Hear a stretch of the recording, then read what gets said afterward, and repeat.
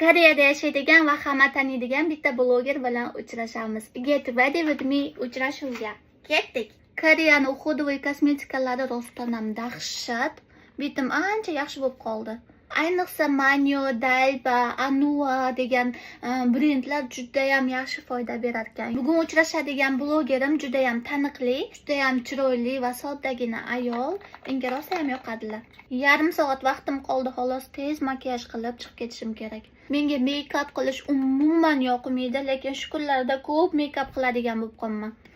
Meni majburlashyapti. Make-up qilib, men haqimda hech kim bilmaydigan 3 ta fakt haqida aytib beraman. Nima deb o'ylaysizlar, qoshimni bo'yataymi? Menimcha menga yo'q qosh ko'proq yarashadi, chin bor qosh. Kaz qaynonam to qoshlarni tatuaj qilmoqchi edilar. Xullas, men haqimda hech kim bilmaydigan 3 ta fakt. Yoshligimdan beri ko'p o'rtoqlarim va ko'p yaqinlarim meni manetimda sochim yo'qligi uchun ustimdan rosa maymun bashara deb kulishardi. Shuning uchun hozirgacha dasha shu joyimdan uyalib kelaman. Shuning uchun har doim ikki tomondan cho'lga tushirib kelaman va yaqinda soch ektirish operatsiyasini qildirmoqchiman. Shuning uchun profilimga qarab turinglar. Yaqinda bomba yangiliklar ko'p bo'ladi. Va ikkinchi fakt, meni erim hech qachon meni makiyajsiz ko'rmagan.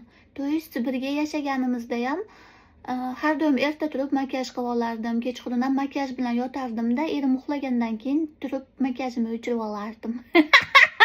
Shuning uchun bilmayman, erim kelganda qanoq birga yashayman. Menimcha yangi kelinchakda uyalib yashasam kerak. Nima deb o'ylaysizlar, podvodka menga yarashadimi yo'qmi? Hozir do'yi poslisini ko'rsataman. Mana poslisi. Menimcha menga yarashmaydi. Tekis qildimmi yo'qmi bilmadim. Farqi yo'q. Va uchinchi fakt, bu uyga kelishimga eng xursand bo'lgan inson bu Karis xolam bilan Karis pochcham. Ha. Ular juda ham xursand bo'lgan. Menimcha, chunki ularda farzand yo'q, shuning uchun menga qanaqadir qaynona va qaynota rolini o'ynamoqchi bo'lishgan shekilli. Shuning uchun juda ham xursand bo'lishgan.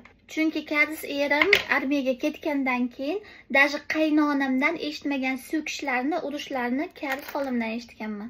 Endi sochimni gafri qilib kelamiz. Ketdik. Shuna qilib kiyinib, sochimni gafri qilib oldim. Bitta narsa qoldi.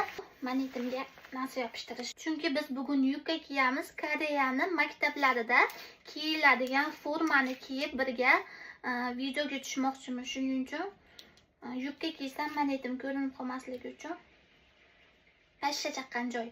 Qizarib chiqadi menda. Qaynonam sochga sepadigan Dior atirlari bilan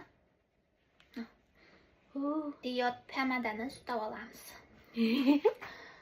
Ishqilib bu videoni qaynonamga qara. Birinchi marta Dior pomada sutib ko'rdim. Vajaj!